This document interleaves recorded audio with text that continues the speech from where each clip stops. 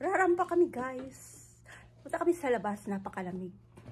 Dahil Chinese New Year ngayon, masaya ang lola niya. I'm so happy guys. Lalabas kami, super lamig sa labas. Oh my god, let's go baby. Ingay-ingay namin. Tahimik sa labas. So naiwan lang si Ibana.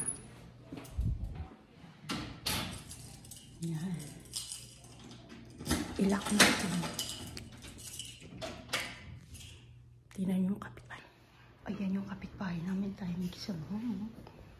Okay, huwag daw ipakita yung bahay namin. Okay ba? Ang quiet guys.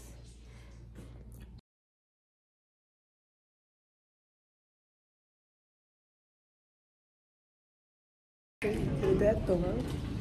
So, nandito na kami sa elevator. Batay ka. No.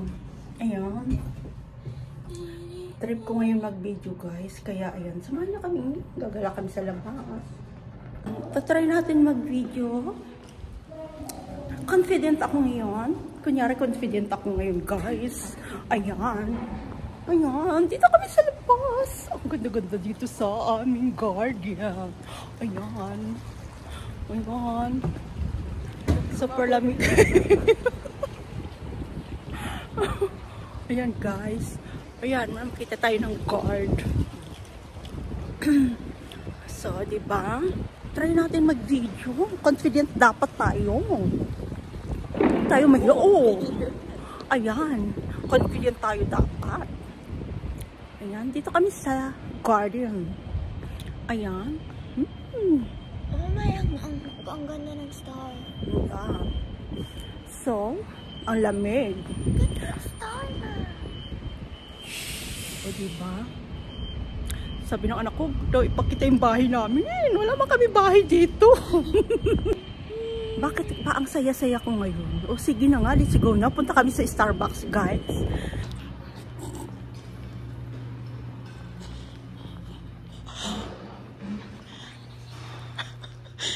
Very noisy. Okay, let's go.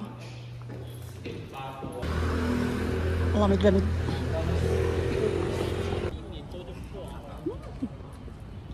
Para kaming foreigner dito. Ayan. Super lamig. Kaya sabi ko sa anak ko, magsuot ka ng makapal na jacket. Ayan. Diba? Ang saya-saya ko ngayon. Chinese New Year ngayon guys dito. Kaya ayan. Feeling confident tayo sa pag-video. First time ko mag-video na ganito guys. Hindi first time. Ay, inilit mo lang. No. May sipon ako. Sipon ko dito sa sobrang lamig. Ayan. Feeling vloggers tayo. Vlogger ka naman ba? Pupunta kami sa Starbucks guys. Wala kami magawa sa buhay eh. Kaya ayan, mag-coffee na lang kami doon. Guys, sarado pala yung Starbucks. Kaya nag-7-Eleven na lang kami. Kasi Chinese New Year, mga sarado yung mga yung mga convenient. 7-Eleven lang yung bukas. Kaya nag-7-Eleven na lang kami. Alam nyo, kanina guys, happy lang ako kasi pagagaling lang ng anak ko. Masaya yung anak ko ngayon. Pinasaya ko lang yung anak ko kasi nakagagaling lang ngayon. Kaliligo lang ngayon. Kasi nga dahil sa kaka-travel namin, galing lang kami sa Korea.